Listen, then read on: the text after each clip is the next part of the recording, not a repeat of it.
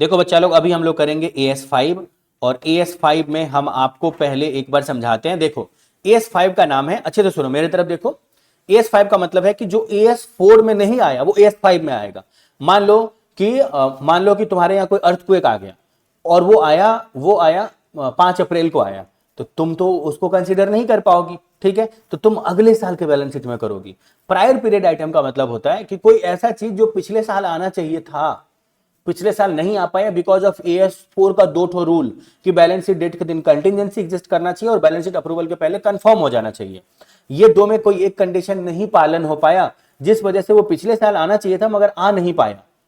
कोई बात नहीं है भैया, इस साल उसको कंसीडर करिए। तो जो पिछले साल आ नहीं पाया और उसको इस साल कंसीडर कर रहे हैं, उसी को AS5 कहते हैं, समझ गए। और उसको इंग्लिश में बोलते हैं प्रायर पीरियड आइटम, यानी पिछले पीरियड का आइटम को इस साल दिखा रहे हैं, समझ गए। मेरे ख्याल से इसका मतलब समझ गए होगे तुम लोग।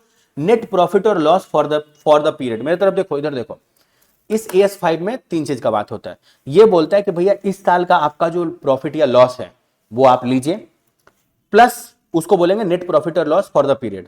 फिर ये बोलता है कि कुछ ऐसा आइटम जो पिछले साल आ जाना चाहिए लेकिन AS4 का वो दूर 2 रूल के वजह से पिछले साल नहीं आ पाया, उसको इस साल लीजिए, उसको बोलते हैं प्रायर पीरियड आइटम। 2 नाम याद हो गया। इसका नाम पूरा लिखना भी इंपैक्टफुल होता है एग्जाम में, ये पूरा AS5 का नाम। 2 नाम आ गया। तीसरा, चेंजेस इन अकाउंटिंग पॉलिसीज। आपके किसी अकाउंटिंग पॉलिसी चेंज होने की वजह से आप पिछला जितने साल से जो कर रहे थे उसमें काफी बदलाव आ गया, ठीक है, और वो बदलाव आपको इस साल दिखाना है, that is called changes in accounting policy. समझ गए? तो समझ गए ना। डेप्रीसिएशन पहले तुम WDV फॉलो कर रहे थे, अब तुम SLM फॉलो करोगे, तो ये चेंज इन एस्टीमेट है, तो उसको इस साल से तो दिखाना शुरू करोगे, उसको इस साल कंसीडर करिए आप, समझ गए। इस 3 बात को लेकर के AS5 बना हुआ है। पहले हम आप लोगों को नोट्स बताते हैं। देखो, this standard is deals with prior period item, अभी बताए हैं बच्चा लोग। चेंज इन अकाउंटिंग पॉलिसी अभी बताए हैं। चेंज इन अकाउंटिंग एस्टीमेट का मतलब होता है कि तुम्हारा कोई एस्टिमेशन है, हम तुमको बोले बाबू तुम अपना 1 लाख का लैपटॉप को 10 ईयर चलेगा ये दिखाई हो, 10 ईयर 10,000 रुपये तुम पर ईयर डेप्रिसिएट कर रही हो, तो ऐसा तुम 6 साल कर चुके हो, अब तुम्हारा ये 7वां साल है, हम तुमको बोले अब चलेगा तो 4 साल और चलेगा तो 6 साल हो गया, तो तुम बोले इसी साल ये खत्म हो जाएगा, खराब हो जाएगा, अब इसका एक ही साल लाइफ है।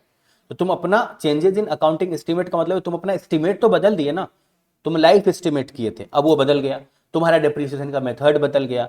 तुमको लगा कि 5% ही मार्केट में तुम्हारा पैसा डूबेगा, प्रोविजन फॉर बैड डेट्स होगा, और वो अब तुमको लग रहा है अब भाई कोरोना वोरोना आ गया 50% लॉस होगा, तुम्हारा एस्टीमेट तो चेंज हुआ ना, उसी को बोलते हैं change in accounting estimate. Extra ordinary item, अच्छे सुनो, अभी सबका मतलब फटाफट बताएंगे, लेकिन एक बार हम तुमको यहाँ पे बता दे रहे हैं। एक्स्ट्रा ऑर्डिनरी आइटम का मतलब हुआ कि जो किसी के साथ नहीं होता तुम्हारे ही साथ हो गया, समझ गए। तो मान लो अर्थक्वेक आया और सबका घर ठीक ठाक ही है, ऐसे ही तुमको एग्जांपल दे रहे हैं, पर्सनली मत ले लेना, सबका बिजनेस सही है, तुम्हारे ही बिजनेस पे कोई अर्थक्वेक में ज्यादा पानी अंदर चला गया, तुम सब कर रहा है, मान लो सब कर रहा है ईटा का बिजनेस, पत्थर का, गिट्टी सीमेंट का गिट्टी का बिजनेस कर रहा है, तुम सीमेंट का बिजनेस कर रही हो, तो सबके गोडाउन में पानी गया, 2 दिन बाद चला गया, तो वो सामान बेच पाए, लेकिन तुम्हारा सीमेंट जम गया, समझ गए। तो तुम्हारे लिए एक्स्ट्रा ऑर्डिनरी जो लॉस हो गया that is called extra ordinary item, यानी होता वो सबके लिए, लॉस सिर्फ तुम्हारा ही होता है।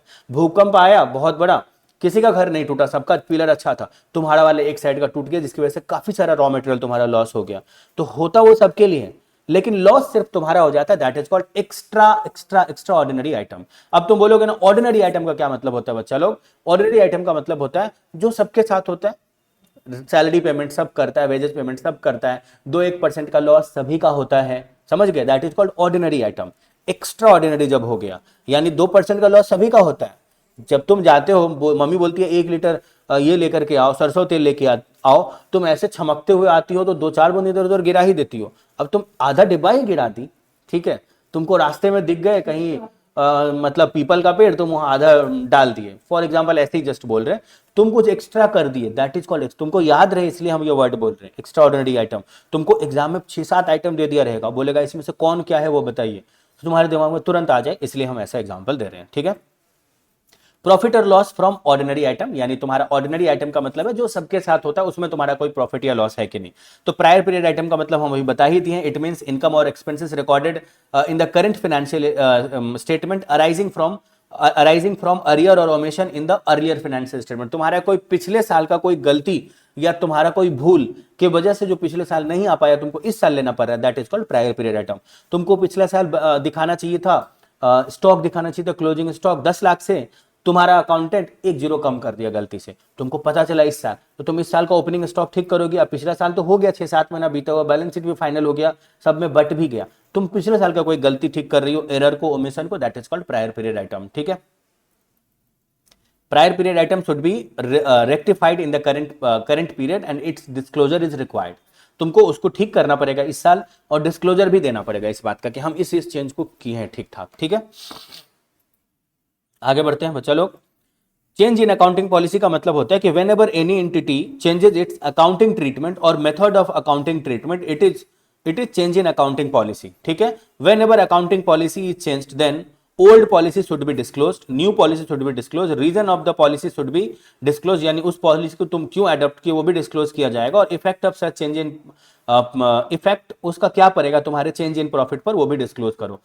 देखो, अकाउंटिंग पॉलिसी का मतलब होता है कि तुम कुछ ऐसा अडॉप्ट कर लिया ना, तुम्हारा अकाउंटिंग पॉलिसी ही बदल गया। पहले तुम कैश बेसिस पर करते थे, ठीक है, तुम रिकॉर्ड करते थे अक्रूवल बेसिस पर पहले, अब तुम्हारा उस एरिया को लेकर के दिमाग खराब हो गया, तुम बोले कि इस एरिया में डुबाने वाले ज्यादा है, ठीक है, पैसा सामान लेके चले जाते हैं और देते नहीं है, ये एरिया इस बात के लिए जाना जाता है, तो तुम अब कैश बेसिस पे रिकॉर्ड करने लगे, तो तुम्हारा सारा कुछ ही बदल जाएगा।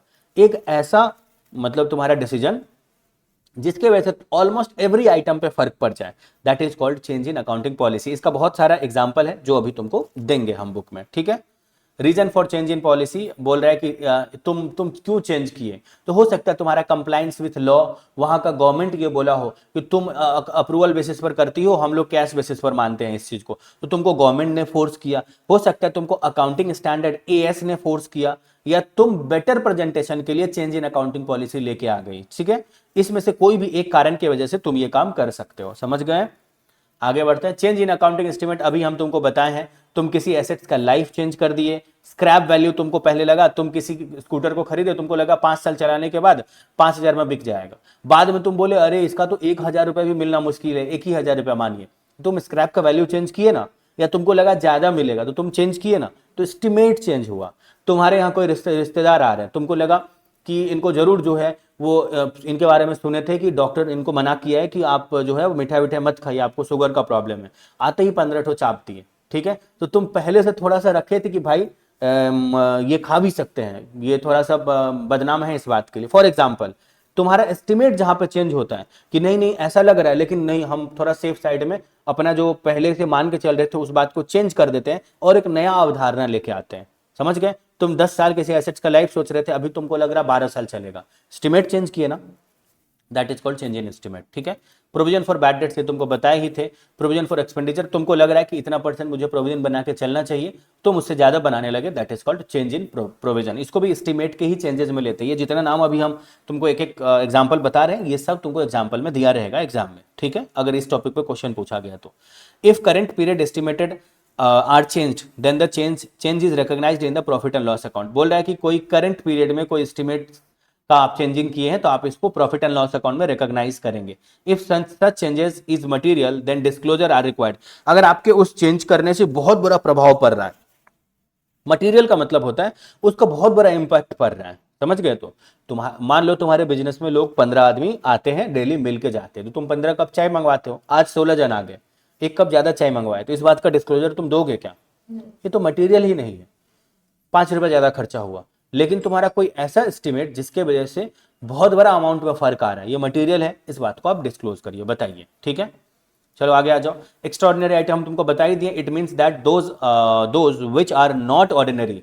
ठीक है, ये ऑर्डिनरी नहीं है और वो नॉन फ्रीक्वेंट है, वो कभी हमेशा नहीं होता, वो कभी कभार होता है और वो किसी पर्टिकुलर आदमी के साथ हो गया। और ऑर्डिनरी आइटम का मतलब है जो प्रिंसिपल रेवेन्यू जनरेटिंग है, इंसिडेंटल आइटम है, यानी वो डेली होता है।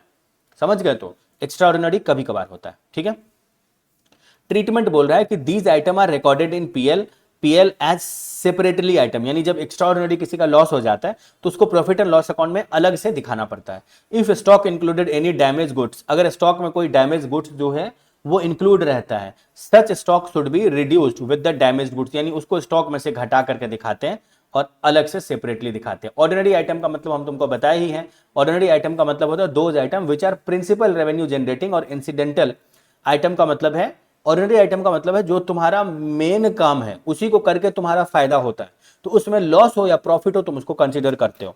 और तुम्हारे मेन काम में ही कोई ऐसा चीज ढुक गया जिससे तुम्हारा बहुत बड़ा लॉस हो गया और वो सिर्फ तुम्हारे साथ हुआ है, that is called extraordinary loss. समझ गए? These item are not required any special disclosure। Ordinary item के लिए कोई स्पेशल डिस्क्लोजर नहीं देते हैं। जैसे देखो जितना भी सीमेंट का दुकान है वो लोग सीमेंट का बोरा को उठाता है और ट्रैक्टर पे ऐसे पटक देता है, तो उसका इधर उधर पूरा धुआं निकल जाता है, ठीक है, यानी उसका 1-2 ग्राम तो सीमेंट इधर उधर गिर ही जाता है। तो इस बात का वो कोई डिस्क्लोजर नहीं देता है कि मेरा 1 ग्राम गिर गया, मतलब 5 ग्राम गिर गया या थोड़ा सा गिर गया। जब उसके दुकान में पानी चला जाए और 50 बोरा एकदम जाम हो जाए, पत्थर हो जाए, तो इस बात को डिस्क्लोजर देना पड़ेगा। वो एक्स्ट्रा ऑर्डिनरी आइटम है। और ऑर्डिनरी आइटम का मतलब है कि जो उसके साथ डेली होता है और वो उसको धंधा करने के लिए करना ही पड़ेगा। समझ गए? उसको ऑर्डिनरी आइटम बोलते हैं। उस बात का कोई डिस्क्लोजर नहीं है। लोग पागल ही बोलेंगे कि आप ऑर्डिनरी आइटम का डिस्क्लोजर क्यों दे रही है, तो सभी को पता है। समझ गए?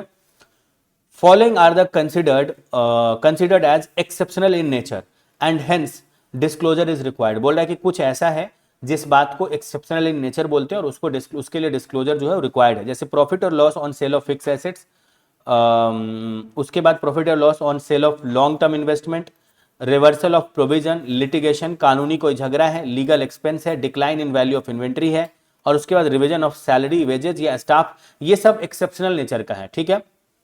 तुम बोलोगे ना कि ये एक्सेप्शनल नेचर का कैसे हो गया? मान लो कि तुम्हारा काम है सामान को बनाना और बेचना, तो तुम किसी अपने फिक्स एसेट्स को बेच रही हो धंधा के अंदर का, ये तुम्हारा मेन काम नहीं है, तो इसको एक्सेप्शनल नेचर का बोलते हैं। तुम किसी लॉन्ग टर्म इन्वेस्टमेंट को बेच दिए, ये तुम्हारा मेन काम नहीं है, तुम ये काम करने क्यों लगी? तुम बोलोगे ऐसे ही पड़ा हुआ था, नया मशीन लेके आए तो पुराना को बेच दिए। तो पुराना मशीन बेचना तुम्हारा काम तो नहीं है, तुम किए, तो तुमको इस बात को एक्सेप्शनल नेचर में कंसिडर करना पड़ेगा। कोई प्रोविजन तुम बना के चल रहे थे कि यहाँ मेरा झगड़ा भी हो सकता है, वो जीत गई तो मुझे पैसा देना पड़ेगा, इसके लिए पहले से पैसा जमा कर रहे थे, अब तुम ही जीत गए, तो उस प्रोविजन को तुम रिवर्स कर दिए, जमा करने वाला पैसा को अपना फ्री रिजर्व में मिला दिए और इस प्रोविजन को बंद कर दिए, तो ये भी एक्सेप्शनल नेचर है। लिटिगेशन यानी कोई कानूनी झगड़ा वगैरह चल रहा है तुम्हारा किसी के साथ, तो तुम इस बात को एक्सेप्शनल नेचर में मान के चलो। लीगल एक्सपेंस है, कोई decline in value of inventory है, तुम्हारे इन्वेंट्री का वैल्यू अचानक से गिर गया, दैट इज कॉल्ड कि भैया आप इसको एक्सेप्शनल मानिए, इसको छोटू मोटू सा बात मत मानिए। और रिवीजन ऑफ सैलरी, तुम सैलरी लोगों को चेंज कर दिए, पहले तुम बोलते थे कि हम देंगे तुमको 10,000 रुपया पर मंथ, अब तुम जो है वो 9,000 रुपया कर दिए, तो ये एक्सेप्शनल है, इस बात का डिस्क्लोजर दीजिए। चलिए आइए AS5 का क्वेश्चन करते हैं। मैक्सिमम क्वेश्चन हम आप ही लोगों से करवाएंगे बिकॉज ये बहुत ही सिंपल सा है, जो हम अभी समझाए हैं उसी के बेसिस पर है। बोल रहे from the past 5 financial year old outstanding balance of 50,000 will still appearing in the sundry creditors in the current year balance sheet of people.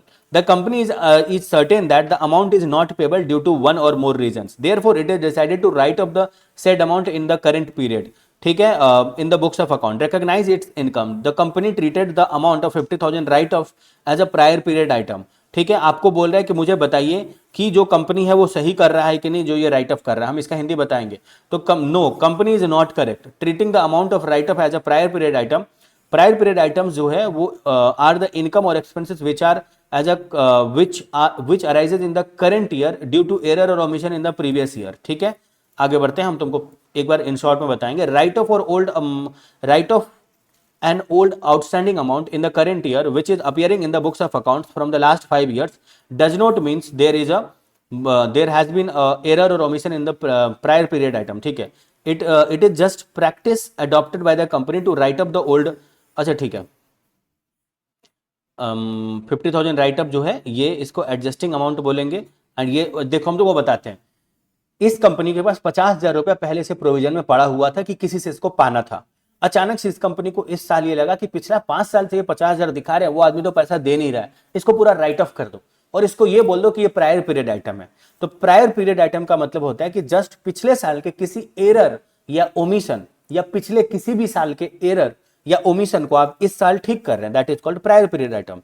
लेकिन पिछले कुछ सालों का प्रोविजन का अमाउंट है जिसको आप इस साल राइट ऑफ कर रहे हैं क्योंकि आपको लग रहा है वो पैसा नहीं देगा, इसको आप प्रायर पीरियड आइटम मत बोलिए, इसको आप बोलिए हम इसको नॉर्मली राइट ऑफ कर रहे हैं और हम पीएल में एज इसको लॉस दिखा देंगे, ये प्रायर पीरियड आइटम नहीं है। समझ गए? चलो आगे बढ़ते हैं।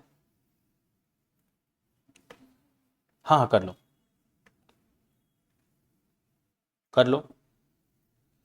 आगे बढ़ते हैं। इलस्ट्रेशन नंबर 1 जो है फ्यूल चार्जेस वाला, fuel surcharge is billed by the state government, state electricity board at provisional rate. Final bill for the fuel surcharge is 5.3 lakh for the period October to September has been received and paid in February 2008. However, the same was in accounted in the 2008-9. Comment the accounting treatment done. बोल रहा है कि देखो final bill have been paid in February should be accounted for the annual return of the इतना मतलब annual accounts for the year 31st March 2008. It is seems that the result of error or omission in the financial statement for the prior period for the year ended 31st March, the material changes has arisen in the current period has 31st में, therefore it should be treated as the prior period item.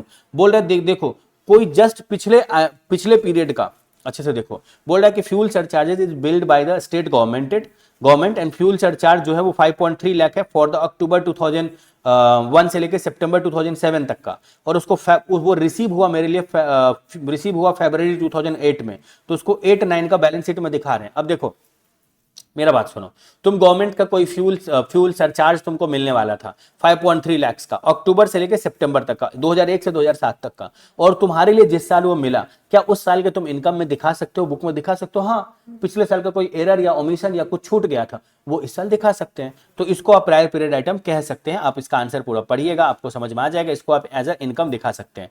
My dear students, बीच में आपको कोई एक very important information देने वाले हैं, थोड़ा सुन लेना. आप जिस किसी भी अटेम्प्ट में एग्जाम दे रहे होगे सीए इंटरमीडिएट का, आपको उस अटेम्प्ट का इंपॉर्टेंट क्वेश्चन उस अटेम्प्ट के 3 मंथ बिफोर आपको हमारे यूट्यूब चैनल पे दिख जाएगा. हम लोग CA, CS, CMA, foundation, inter, final सभी का गारंटीड इंपॉर्टेंट क्वेश्चन प्रोवाइड करते हैं, जिसमें एग्जाम में 80% मैच कर जाता है. इसका पूरा गारंटी रहता है 80% के मैच होने का. आप जिस किसी भी अटेम्प्ट में एग्जाम दे रहे होगे, हम आपको ये बता देते हैं कि हम लोग कौन कौन सा सब्जेक्ट यूट्यूब के थ्रू फ्री में इंपॉर्टेंट क्वेश्चन प्रोवाइड करते हैं. सीए फाउंडेशन का अकाउंट्स, सीए इंटरमीडिएट का advance account and financial management, और सीए फाइनल का फाइनेंशियल रिपोर्टिंग.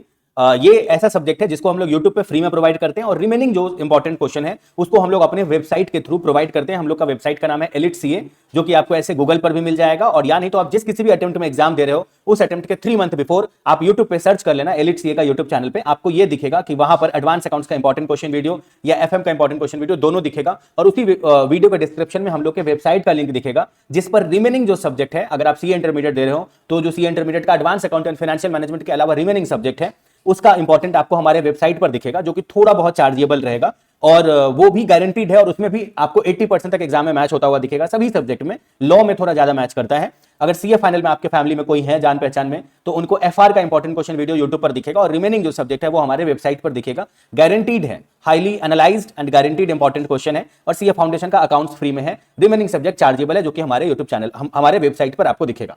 इसमें 80% के मैच होने का गारंटी है. आप जिस किसी भी अटेम्प्ट में एग्जाम दे रहे होंगे, कभी भी उस अटेम्प्ट के 3 मंथ बिफोर आपको हमारे यूट्यूब चैनल पे फ्री सब्जेक्ट, जिसको अभी हम यहाँ पे टिक किए हैं, और जो चार्जेबल सब्जेक्ट है वो हमारे वेबसाइट पर आपको दिखेगा. अब आगे हम आपको बताते हैं कि अगर आपके फैमिली में कोई सीएमए कर रहे होंगे, तो सीएमए का फाउंडेशन जो है उसका इंपॉर्टेंट क्वेश्चन वीडियो में अकाउंट्स यूट्यूब पर फ्री में जाता है. रिमेनिंग सब्जेक्ट चार्जेबल है, जिसका लिंक आपको उसी वीडियो के डिस्क्रिप्शन में दिखेगा. जो यूट्यूब पर है वीडियो, उसी के डिस्क्रिप्शन में दिखेगा इंपॉर्टेंट क्वेश्चन वीडियो. आप बोलोगे कि यूट्यूब पर अगर चैनल नहीं ठीक से ढूंढ पाए हम, या इंपॉर्टेंट क्वेश्चन वीडियो एग्जैक्टली नहीं ढूंढ पाए, तो आपको इस नंबर पर 9007746507 पर मेरे को व्हाट्सएप या कॉल कर लेना. कोई भी जो आपका मन करे, आप अपना भाई समझ करके कि हम ये भैया से बात करते हैं, जो आपको जब तक आप वो डिग्री अचीव नहीं कर लेते हो तब तक आपके लाइफ में एक मेंटर का मतलब जो होता है रोल, वो हम लोग प्ले करेंगे, और हम लोग आपको तब तक साथ देंगे जब तक आप वो डिग्री अचीव नहीं कर लेते हो. अगर आप सीए कर रहे हो तो सीए अचीव नहीं कर लेते हो, या सीएमए या सीएस कर रहे हो तो जब तक वो अचीव नहीं कर लेते हो. हम लोग का गाइडेंस और डाउट सॉल्विंग, मेंटरशिप, ये सब पूरा फ्री है. तो आप किसी भी टाइम इस नंबर पर मुझे कॉल या व्हाट्सएप करके अपना डाउट पूछ सकते हो कि कितना इंपॉर्टेंट मैच करेगा, या कैसे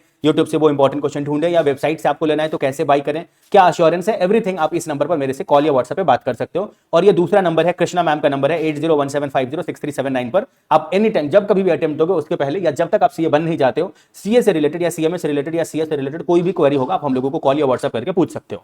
जो सीएमए इंटर का इंपॉर्टेंट क्वेश्चन है उसमें फाइनेंशियल अकाउंटिंग और कॉर्पोरेट अकाउंटिंग ये दोनों फ्री है यूट्यूब चैनल पर. रिमेनिंग सब्जेक्ट चार्जेबल है, जो आपको हमारे वेबसाइट से बाई करना है. हम लोग के वेबसाइट का नाम आपको पता ही है, एलिट सीए है. ओके, ये हम लोग के चैनल का नाम है. और ये जो सीएमए फाइनल है, सीएमए फाइनल का एसएफएम और सीएफआर, ये 2 सब्जेक्ट फ्री में देते हैं, और रिमेनिंग सब्जेक्ट चार्जेबल है. आपके फैमिली में अगर कोई सीएमए कर रहे होंगे तो आप उनको इंपॉर्टेंट क्वेश्चन फॉर सीएमए के लिए रेकमेंड करना, जो कि गारंटीड है एग्जाम में इतना मैच करेगा कि वो पूरा खुशी से आपको भी 1000 बार थैंक यू बोलेंगे, और हम लोगों को भी 1000 बार थैंक यू बोलेंगे, बिकॉज उनका करियर ही पूरा बदल जाएगा. वो अगले स्टेप में चले जाएंगे. अगर वो अटके होंगे सी इंटर में तो फाइनल में चले जाएंगे, और फाइनल में होंगे तो वो मतलब जो सीएमए है वो बन जाएंगे. उसके बाद उनका सक्सेसफुल करियर शुरू हो जाएगा.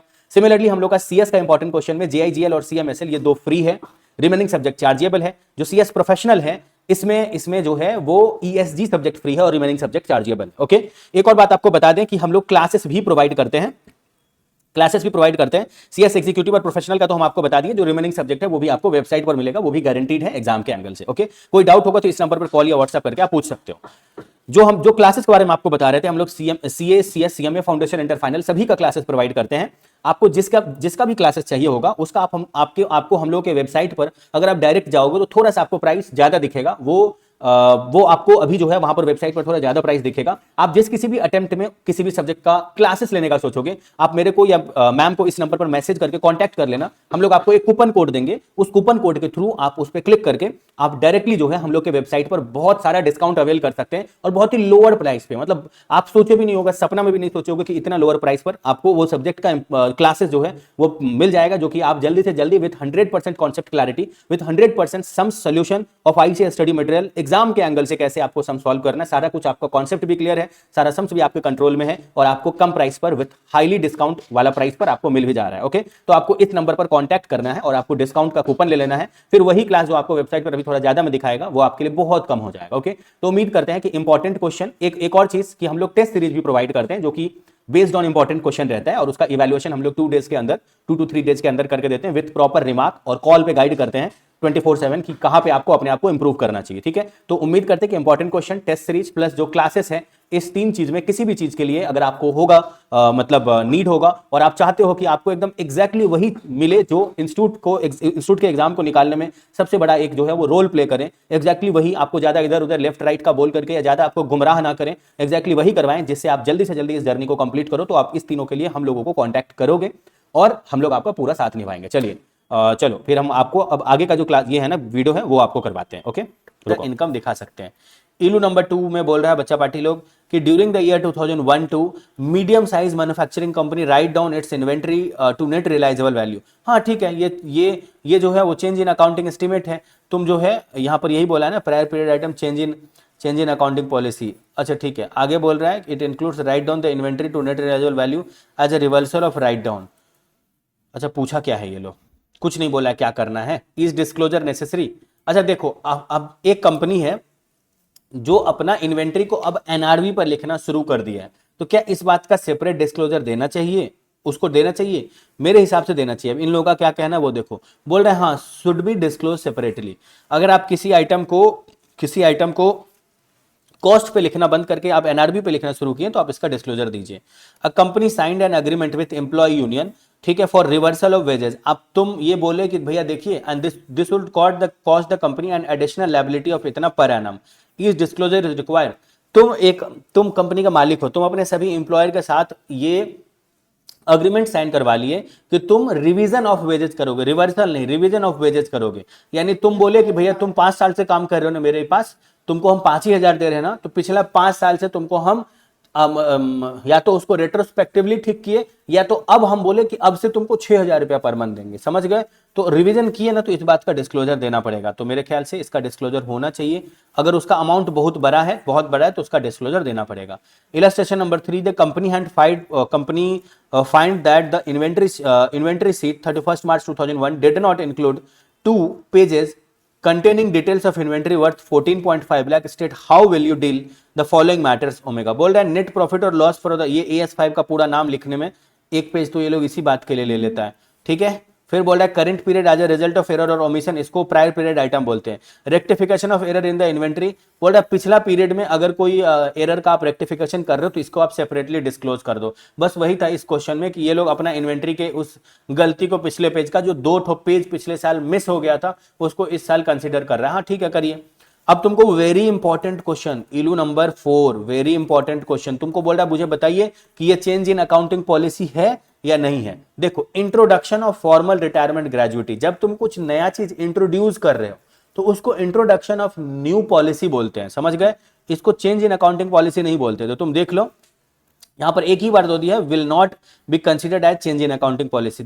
ये जो इंट्रोडक्शन है, एक नया पॉलिसी आप लेकर के आए, इसको चेंज इन अकाउंटिंग पॉलिसी नहीं बोलेंगे। चेंज इन अकाउंटिंग पॉलिसी का मतलब होता है कि जो तुम्हारे पास चल रहा था उसी को में तुम कुछ बदलाव किए, तुम कुछ नया लेकर के आए, उसको चेंज इन अकाउंटिंग पॉलिसी नहीं बोलते हैं। और उसके बाद बोल रहा है कि मैनेजमेंट जो है वो डिसाइडेड टू पे pension to those employee who have retired after 5 years of services, such employee will get pension up to 20,000 पर। आप कुछ नया स्कीम लेकर के आए, उसको चेंज इन अकाउंटिंग पॉलिसी नहीं बोलते हैं।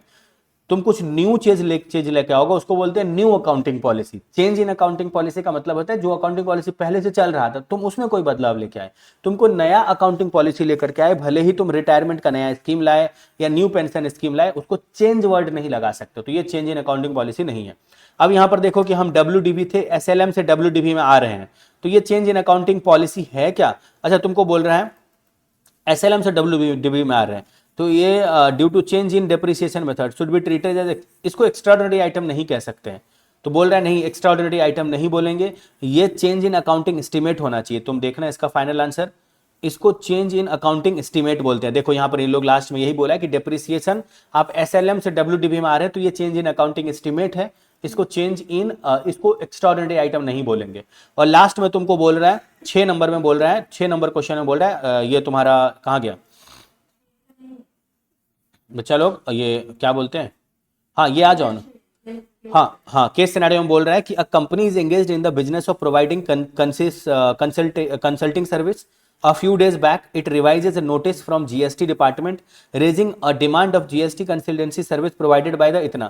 Recently, JET Limited paid the demand. In the books, the payment is recorded as an extraordinary expense.